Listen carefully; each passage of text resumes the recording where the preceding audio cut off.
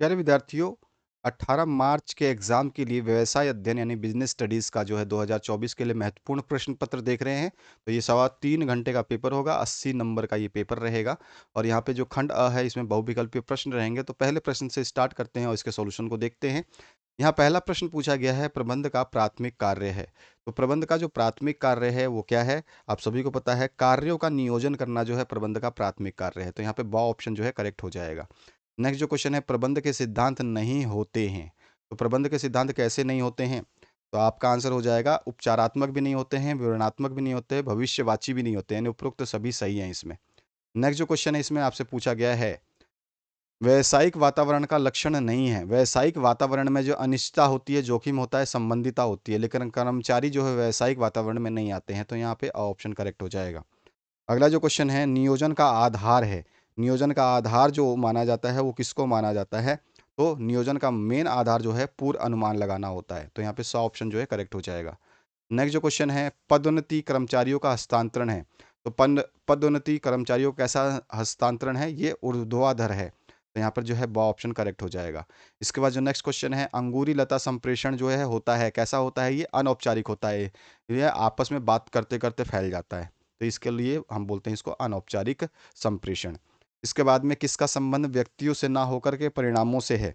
तो इस किसका संबंध है? नियंत्रण का संबंध जो है व्यक्तियों से ना होकर के केवल परिणामों से है, नियंत्रण का संबंध।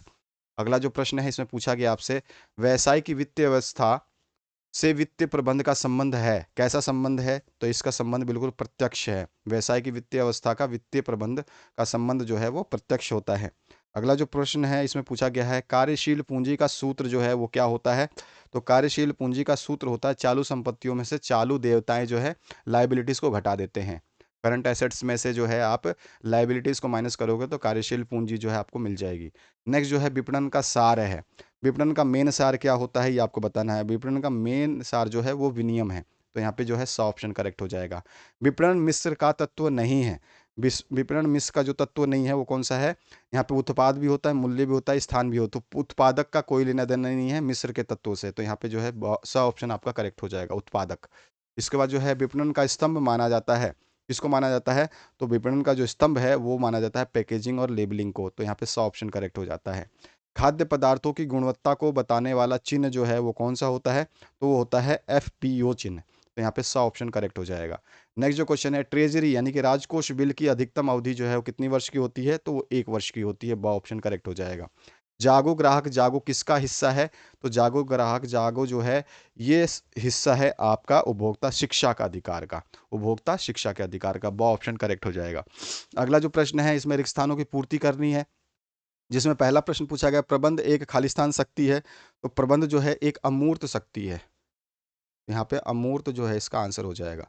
नेक्स्ट जो है, नियोजन में खालिस्तान निहित है। नियोजन में जो है आपका निर्णय रचना निहित होती है। निर्णय रचना निहित होती है। इसके बाद जो नेक्स्ट आपका क्वेश्चन है इसमें पूछा गया आपसे, कार्य करते हुए सामाजिक अंतः क्रिया के परिणाम स्वरूप उत्पन्न तंत्र खालिस्तान कहलाता है। तो वो संगठन कहलाता है। उत्पन्न तंत्र जो है संगठन कहलाया जाता है। अगला जो प्रश्न है इसमें पूछा गया है, प्रेषक द्वारा भेजे गए संदेश को समझने के लिए उसे परिवर्तित करने की प्रक्रिया जो है वो क्या कहलाती है? डिकोडिंग कहलाती है। डिकोडिंग कहलाती है। इसके बाद जो नेक्स्ट क्वेश्चन है, नियोजन तथा खालिस्तान परस्पर संबंधित कार्य है। नियोजन तथा नियंत्रण जो है परस्पर संबंधित कार्य होते हैं।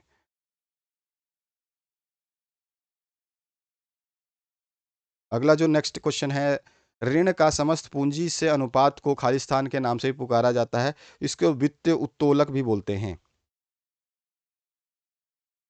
इसको वित्तीय उत्तोलक भी बोलते हैं।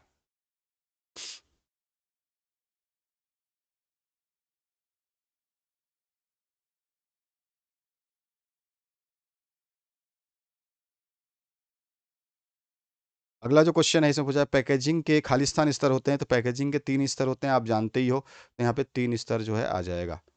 इसके बाद आइए, तीसरा जो प्रश्न है इसमें अति लघुत्रात्मक प्रश्न है, 1-1 अंक के। इसमें पूछा गया, प्रबंध के सिद्धांतों को लचीला क्यों माना जाता है, समझाना है आपको। यदि आप आगे के प्रश्नों के उत्तर चाहिए तो कमेंट सेक्शन में मैक्सिमम कमेंट करिए। कमेंट जैसे ही आपका 1000 के पास होता है जैसे ही, तो आपको जो है पूरे आंसर्स विद PDF जो है प्रोवाइड कर दिया जाएगा।